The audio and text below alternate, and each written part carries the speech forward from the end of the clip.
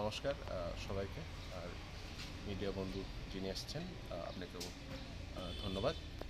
আমাদের এই যে গুড ফ্রাইডে খ্রিস্টানদের বিশেষ একটা ইনফ্যাক্ট দিন বলে আমরা মনে করি। ইনফ্যাক্ট গুড ফ্রাইডে যদি না হতো তাহলে ক্রিসমাস হতো না। This is the reason for the season of celebration. তো আজকের দিনটা খুবই ইম্পর্টেন্ট আমাদের জন্য। আজকের দিনে যীশু খ্রিস্ট এই পৃথিবীতে এসে সব মানবতার হিউম্যানিটির জন্য এসেছিলেন।